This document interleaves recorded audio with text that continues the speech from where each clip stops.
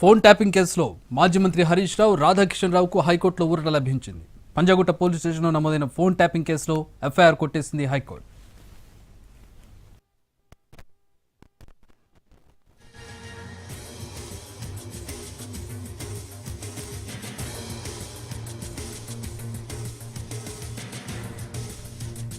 Real estate వ్యాపారి చక్రధర్ గౌడ్ ఇచ్చిన ఫిర్యాదుతో హరీష్ రావు, మాజీ డీసీపీ రాధాకిషన్ రావుపై కేసు పెట్టారు పంజాగుట్ట పోలీసులు.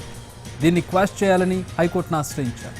ఈ కేసులో ఇటీవల వాదనలు విన్న హైకోర్టు ఇవాళ తీర్పిచ్చింది. పంజాగుట్టలో నమోదైన ఫోన్ ట్యాపింగ్ కేసును కొట్టేస్తూ ఉత్తర్వులు జారీ చేసింది హైకోర్టు.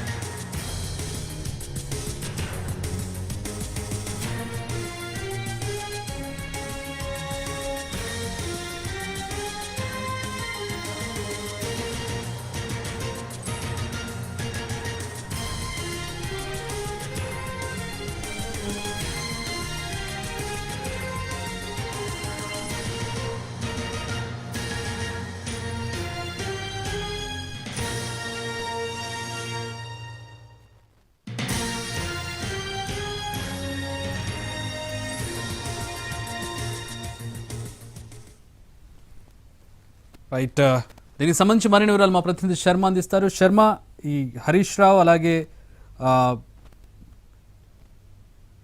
ఇతర అధికారుల మీద పెట్టినటువంటి కేసు ఈ క్వాష్ చేయడానికి గల కారణాలు ఏంటి? వాదోపవాదనలు ఏ విధంగా జరిగాయి?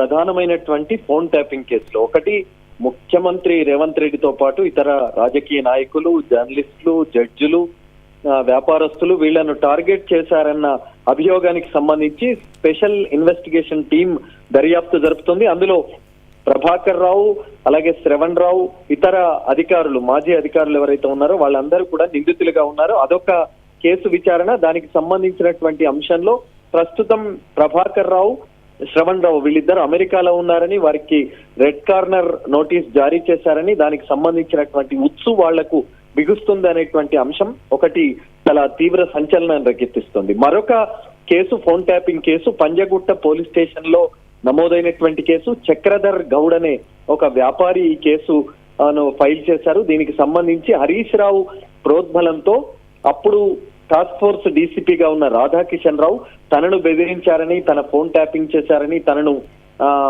ఇబ్బందులకు గురి చేశారని ఒక ఫిర్యాదు నమోదైంది. దానికి సంబంధించి పంజాగుట్ట పోలీసులు కేసు నమోదు చేశారు. కానీ దీనికి సంబంధించి మొదట హరీష్ రావు హైకోర్టును ఆశ్రయించారు. తనకు ఈ కేసుతో ఏ రకమైనటువంటి సంబంధం లేదు, ఇది అనవసరంగా రాజకీయ ప్రమేయంతోనే, రాజకీయ కక్షతోనే తనని ఈ కేసులో ఇరికించింది ప్రభుత్వం అనేటువంటి అంశానికి సంబంధించి ఆయన ఎఫ్ఐఆర్ ను క్వాష్ చేయాలంటూ హైకోర్టును ఆశ్రయించారు. ఆ తర్వాత రాధాకిషన్ రావు, మాజీ డీసీపీ రాధాకిషన్ రావు కూడా ఇందులో నిందితుడుగా ఉన్నాడు కాబట్టి ఆయన కూడా క్వాష్ పిటిషన్ దాఖలు చేశారు. దీనికి సంబంధించి రెండు పిటిషన్లను విచారించిన తర్వాత, ఇరు వాదనలు విన్న తర్వాత ఇటు హరీష్ రావు, రాధాకిషన్ రావు తరపు లాయర్లు వాదించారు.